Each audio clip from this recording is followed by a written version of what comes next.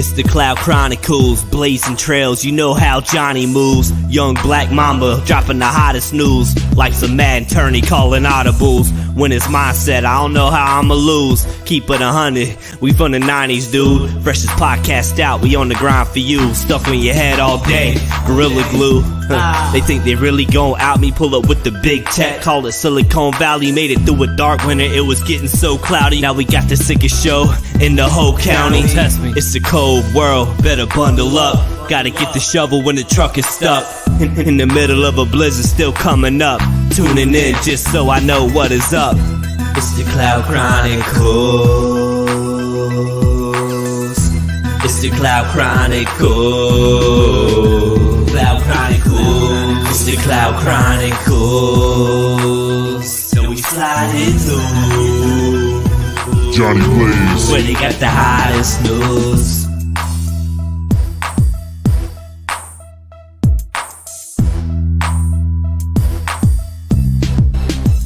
Precise.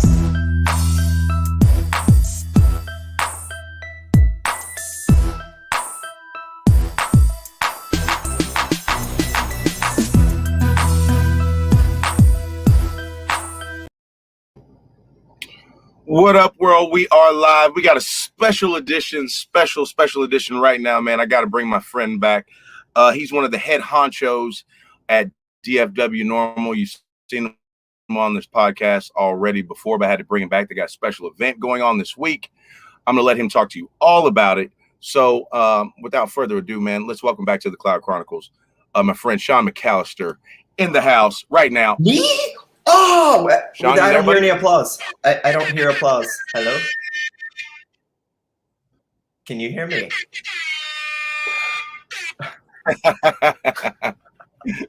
What's going on, man? Nothing, man. Thanks for having me on to talk about our event today. Yeah, man. So DFW NORML, y'all see it behind me. I'm a big supporter. Here's the man, Shaun McAlister. He is going to get into it. He's an executive there. So, Shaun, tell us what's going on, man. Hi. So back in 2014, we started having the marijuana march in Fort Worth, Texas. And we used to have like around a few hundred people show up because nobody really knew who NORML was in Texas, at least not in North Texas in my experience. And through hosting this yearly marijuana march, we've really been able to grow the culture of what marijuana activism looks like in North Texas and give people the opportunity to come out of the shadows and into the light of liberty with us for even just one day for some public cannabis consumption. And that is, to be clear, what will go on at the DFW Marijuana March. This is a weed rally. People will be openly consuming cannabis at this. Yes, there will be Fort Worth police there, but they have been instructed to ensure we have a safe event. They have informed me that they're not there to arrest people for small possession of marijuana. And so it is a First Amendment event. It is an opportunity for us to come out, gather peacefully, talk about what we would like to see different in terms of. And most importantly, it's an opportunity to be heard, have a good time, and give a lot of the cannabis-friendly businesses that are growing in the state of Texas an opportunity to be at a big cannabis event that didn't cost them thousands of dollars for a vendor booth or whatever else, and get an opportunity to be in front of a lot of these people who could potentially be their supporters and customers. And it is the single largest free-to-attend cannabis event in the state of Texas that I'm aware of. Our biggest event we've ever had, the police estimated around 2,500 people showed up one year. I can't remember what year that was. This year, I'm hoping for a minimum of 1,000 attendees. And I think it's going to be a really great time. We've got some local DJs who are going to play some electronic music. We have a local hip hop group called the Stoner Circle that's going to perform, and a bunch of inspirational speakers, not to mention an actual march through the streets of Fort Worth with a police escort while you're smoking a blunt or whatever it is that you're going to have. So for a lot of people, that is the first time that they've been able to smoke or consume cannabis freely in public. And many people like to tell me that it feels like Colorado or California, or basically a place where they have more sensible cannabis policy whenever we have this event. And that makes me happy because, you know, here in Texas, we still stupidly arrest people for possession. and still stupidly think Right. that concentrates are a felony for some idiotic reason. And so That's ridiculous, man. giving the culture a place to go, even if it's just once a year, and giving the law enforcement an opportunity to see that we're not a bunch of fools out there. You know, I promise exactly. the Fort Worth PD has already told me many times they love working our event. You know why? Because we're peaceful and we don't sell alcohol and there's not a whole bunch of fights and other bullshit like you're going to see at basically any other event in North Texas. So, Tailgating, all that kind of stuff, man. You know, there's going to be a fight. There's going to be at least 12 arrests. Definitely. And to my knowledge, as long as I've been doing these marches, we have never had somebody arrested for cannabis. Now, one time we did a march in Dallas and some young man decided he was going to bust out a giant glass bong at Dealey Plaza, which is the site of JFK's assassination. And after many of us, myself included, gently asked this person to put that away, and he didn't want to hear that shit, the cops arrested him and gave him a free ride in a cop car. And so this guy basically ruined our perfect record of not having an arrest at our events because he didn't want to follow the simple rule of be cool, man. And so that's it. Like, being cool at these events is everything. Blowing smoke in a cop's face is not being cool, man. Posing for a selfie while you smoke a blunt in front of a cop is not being cool, man. That's not the way to continue to get the Fort Worth PD on our side. And what's really crazy about this is years ago when I first started showing up and doing these events, and every year we'd have to meet Fort Worth Police Department, Fort Worth Office of Special Events, Fire Department, and a bunch of other departments from the city. We had to meet them at the police station in downtown. Central Patrol Division is what it's called. And I remember the first few years, I was nervous walking in there because it's like a little mouse. I'm a little mouse walking into the lion's den, and all these guys know that I'm the weed dude. And I walk in, and year after year, they're so respectful to me. They shake my hand. Some of them that I've been working with for years hug me.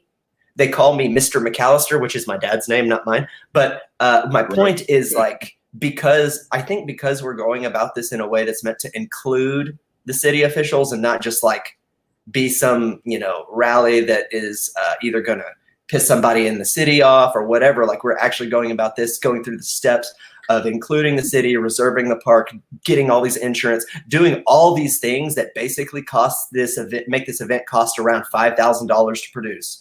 And we do all of this because we want to create an event that's safe and free to attend for people. And so they can come out and feel what freedom is like, even if it's just for a little bit. And I think it's honestly one of the most important things I've ever been a part of throwing this event.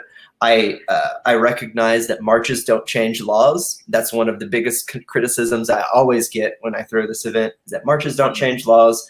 And I get that, but it is an outlet. It is a cathartic moment for people who have been suffering needlessly their entire life if they've lived in Texas in terms of cannabis prohibition. It's an opportunity to feel like there's some hope and like you're not alone, and there's other people in the movement that care and are just like you probably. Right. And it's funny because the more that I've done this march every year, the conspiracy theories about me get all the more interesting. So I'm just, Jared, I'm a totally regular dude. I'm self-employed. I'm a videographer. I work from home. Okay. I am just like average in basically every way. Right. And, I'm just a regular person throwing this event. And yet, because I choose to involve the Fort Worth Police Department and other departments, one of the top conspiracy theories about me is that I'm throwing a big event to get a whole bunch of people busted by Fort Worth PD for weed. Which, if that were the case, you probably would have heard about that by now. Just for a disclaimer, not to interrupt you, but let me throw a disclaimer in. My boy would not be on the Cloud Chronicles right now if he was playing both sides, shall we say. I mean, and it's funny because people think that based on no information whatsoever. Yeah. People who have never shown up, never been there, never even met me, probably never even met a Fort Worth police officer in their lives. And they're out there talking shit, saying that I'm trying to throw an event to get a bunch of people busted. I promise you, if I had thrown an event where hundreds of cannabis consumers were busted, that would have been national news. That probably would have been worldwide news because you would have heard of it. And then nobody would come to this event anymore if it was a big old cop roundup. Okay. There's going to be about 40 cops out there on bicycles to make sure nobody runs our asses over when we're in the street. Okay. Right. That's what the cops are there for. And another they would have great blackballed you, bro. I know. If that would have happened, like they'd have been like, that Shaun guy, you got to stay away from him. I mean, like, you wouldn't have had to look for that information. No, I mean, it would have been all over the place. You wouldn't have been able to go on Facebook and search for my name without finding that out. Exactly. So that's insane to me that people honestly think that the reason that I have given 10 years of my life volunteering for DFW NORML is so I can get my fellow pot smokers arrested. I just think that that is the most idiotic shit I've ever heard of. And I get that all the time, especially as the march gets closer. And, you know, it used to really upset me, you know, because I'm a sensitive person, but now I just realize how ridiculous all of that is. And overwhelmingly, I think people support this event, even the people who have some shit to talk. And, oh, another one that people love to say about me, because, you know, if you ever see pictures of these marches, I promise you see a picture of me with a blunt, a joint, whatever the fuck. That is part of my protest of cannabis prohibition. That's part of why I throw a cannabis rally, is because I intend to openly consume cannabis. So when people see these pictures of me and they're like, oh, Shaun's just a fucking clown up there on the steps, smoking a blunt, not taking this seriously, it's no wonder our laws don't change in the state of Texas. And I think it's amazing that anyone could think that me, a totally average dude, has the pull and the sway and the influence that if I smoke a blunt in public, somehow I am setting back our movement. When the reality is it's about 150 white dudes in Austin that want to keep us in cages for cannabis, or at least keep this outlawed long enough so they can figure out how they can win at it and we can continue to lose. So, hey man, I'd stop you. With a joint in my hand, I do hereby protest this bullshit. Yeah, talk your shit, man. And that's how it is for me every single year. And so anybody who wants to talk shit about me smoking a blunt, bring it. That just means there's more for me, you asshole. Exactly. Exactly. And on that note, I'm going to dab on these assholes right now. I got to give a shout out to Ice for my awesome silicone dab pen. Yeah. Shout out to Ice. I'm going to just dab this really quick. Tell me something. What have you heard? Have you been to my march before? No, I have not been to, but I have had friends go. I've had several friends. Have you heard anything about it? No, in the past? Not at all. I mean, the positive stuff that I've heard about you and DFW NORML and all the events is what led me to, reach out to you for, our initial interview that we had. So, it's all good, man. That's why I said anytime, y'all just get ready for it. Anytime DFW NORML is having something and Shaun has the time, we're going to have him on here to, give you all heads up and tell you what's going to be going on and, just kind of clear up some of those BS rumors that may be circulating. Yeah, man. And it's funny because, I never knew that our biggest shit talkers about cannabis were other cannabis consumers. That was a total fucking surprise to me. Like, I have seriously sat across, like my state representative is a Republican asshole called Tony Tinderholt. He became famous when he wrote the bill that would outlaw abortion, after a certain period of time. So this is my state rep. He represents the city of Arlington, where the Cowboy Stadium is. And I have literally sat across from this person multiple times. And even though he disagreed with me, he was respectful to me. Maybe one time he called me a jerk, but overwhelmingly, this guy who did not agree with me was respectful. And what I have found is that the opposition knows how to be respectful. We do not. And so it's totally shocked and surprised me that the people who agree with me that cannabis prohibition is wrong are ultimately usually the people who disagree with whatever it is that I, as an individual human being, taxpayer, they disagree with the steps that I want to take, as if my steps somehow take away from their ability to do whatever they want. Somebody could easily show up to my marijuana march, not smoke cannabis, make a statement by not smoking cannabis, and that can be powerful for them in their sphere of influence. Meanwhile, the statement I choose to make is that cannabis prohibition is wrong. I'm going to smoke this joint right fucking here and now because I believe that we should be able to do that whenever and wherever is appropriate. Obviously, I shouldn't be smoking a joint, at a daycare or whatever else. Of course, Maybe not when I'm in line at Six Flags, but at a fucking bar where adults go to get to buy their drugs, consume their drugs, because be clear, a bar is a drug house. It is a place where people go buy, sell, consume, and abuse their drugs, and then they're free to leave no matter how fucked up they are. Same with a coffee shop. A coffee shop is a drug house. A drug is anything that impacts your mental capacities. Caffeine is one of those. Starbucks, I like to refer to the baristas. They're my favorite local drug house, and they are tickled every time I say that because they know, and it is the same. And so the idea that we have to go and gather peacefully, spend thousands of dollars, go through all these meetings, find a bunch of vendors, get people to show up, not fuck it up, like that is ridiculous when I can drive north about 3.5 hours, hit the state of Oklahoma, and they've got a fully functional, kick-ass medical marijuana program that is serving most of the state and making up bukus of money for the state. The idea that my friends who are entrepreneurs who have money to spend on business in Texas must move their business to Oklahoma in order for it to be legal, I think is ridiculous because the state of Texas is missing out on both that business and that money. And I don't understand. It's basically cannabis prohibition is an undefendable position in 2021.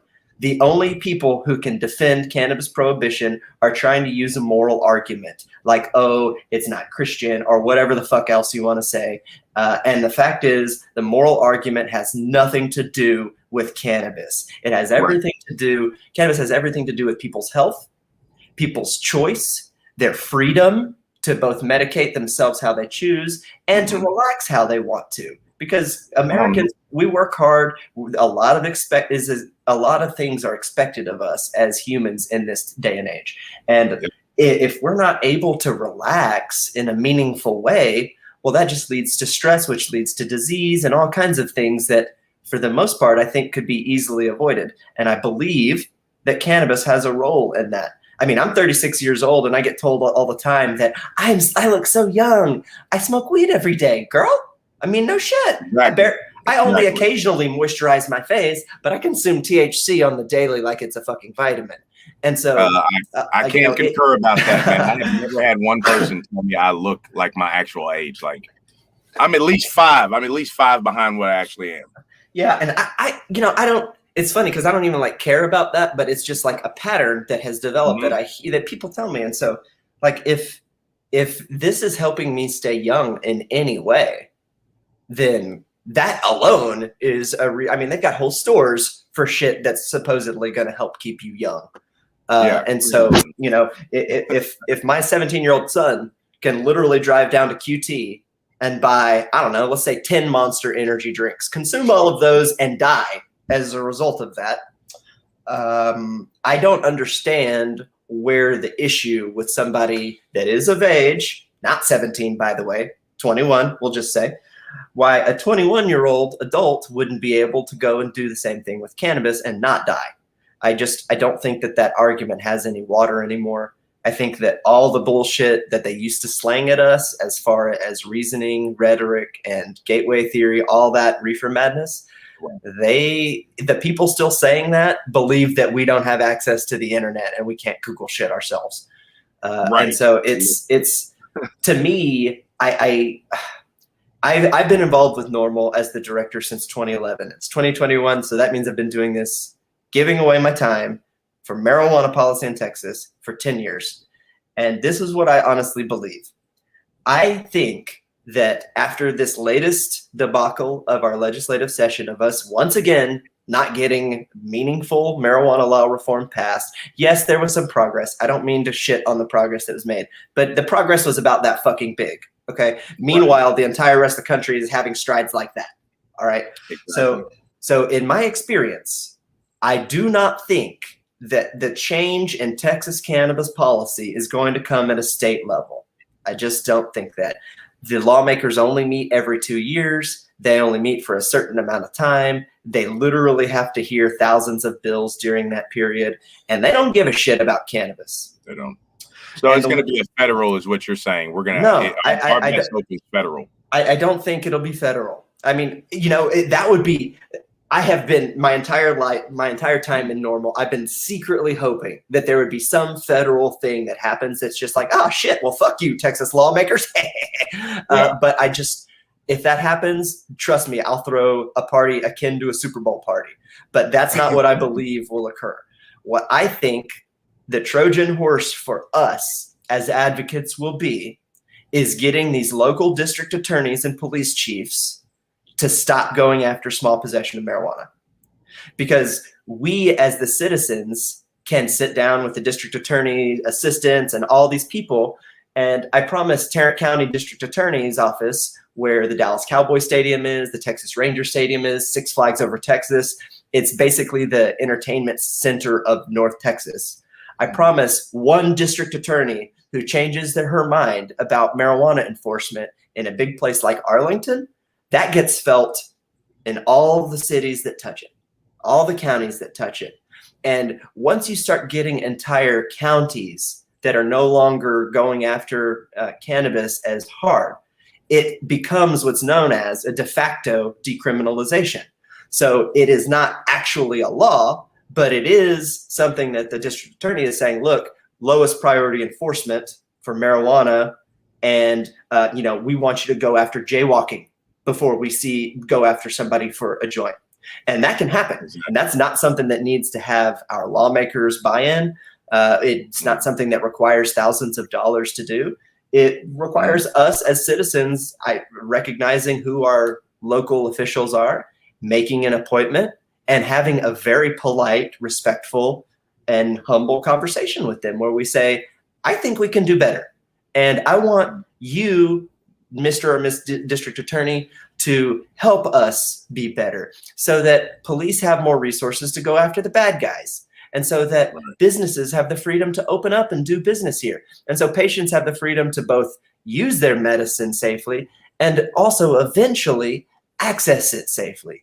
Because almost anywhere that has legalization right now or a really good medical marijuana program, it didn't start with those. It started with some low priority ordinance or something like that, maybe even just a flat out decriminalization. And so I think that the way for us to see some really meaningful progress in our local areas and not rely on the people in Austin is to gather around these district attorneys and police chiefs and hold them accountable when they don't want to change their mind, and then celebrate them when they do want to change their mind. So like, for example, the newish Dallas police chief, he came out and said marijuana is like not a priority for him. Okay. Because he's got other issues in the city of Dallas. And so, you can still get busted in Dallas for it. But the new chief is saying that it's less of an issue for him. And so that's not the same as an old chief saying, we're going to get your ass for any amount of weed. And I believe that happening is leading to places like Fort Worth. Fort Worth, I'm still trying to get clarity on exactly where they are on this, but I know that they have said that they're not going to arrest us at our marijuana march every year for this. And so I got to believe that kind of thing is ultimately going to lead to what I hope is a de facto decriminalization through a local district attorney or police chief saying, look, we recognize the state law is this. We also recognize that we as the police have discretion on how we enforce this, and we're just not going to do that anymore. And that would have a direct impact in our community. Specifically, people of color would feel this change almost overnight if this was to go into effect. You would be all of a sudden like 50% less likely to get stopped and harassed and busted for your weed if this was an order from on high. And so I think that that's where we should go, because I'm not going to sit around for the next 2 years and wait for these assholes to once again waste my time. I'm going gray. And then, waiting on these guys. When I started this, my hair was all brown. Look how gray my hair is now. And so Texans are running out of time every day And so I think if we could just, at the bare minimum, decriminalize this baby at a local level, you know, all over the major areas of Texas, the state would have no choice but to really start to take this seriously, because it wouldn't all of a sudden be Travis County and Austin, the only places where this is really not like a big deal in Texas. You know, you being a black man, you don't want to drive through some of these fucking small towns in Texas, you know, in between Dallas and San Antonio or whatever.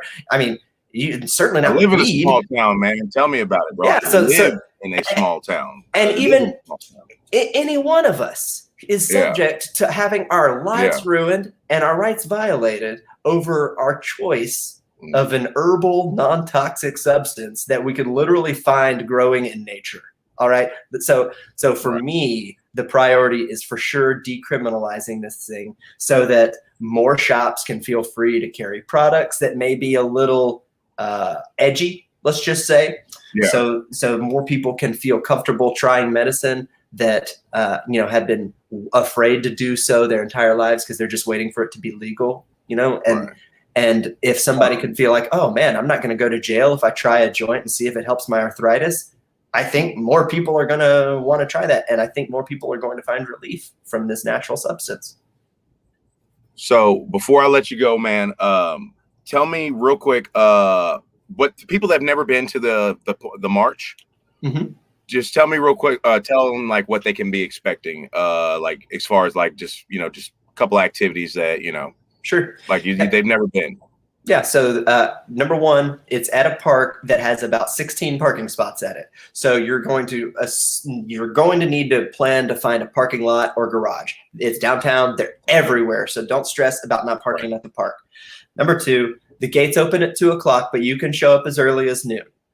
We have the park from noon to 9 p.m. The event is 2 p.m. to 8 p.m. During that time, we'll have music, inspirational speakers, vendor booths will be set up doing business. We'll have food trucks, and we'll have some prizes like raffle drawing prizes. And then at 4:20, we march from Burnett Park to the Tarrant County Courthouse, which is less than a 10-minute walk. And we'll be there for 30 minutes. We'll have a few more speakers there. We'll smoke some weed and piss some people off, apparently. And then we'll march back. And we will conclude the event with raffle drawing, a couple more speakers, and music will go into the evening until 8 p.m.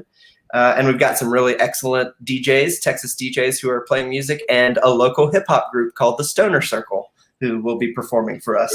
And yeah, so it should be a really good time. It is meant to be a festival vibe, deep in the heart of downtown Fort Worth. And I also read that there's going to be some giant inflatable duck at a nearby event on Saturday. And so I don't know if we're going to be able to see a huge inflatable duck on this horizon, but possibly that too.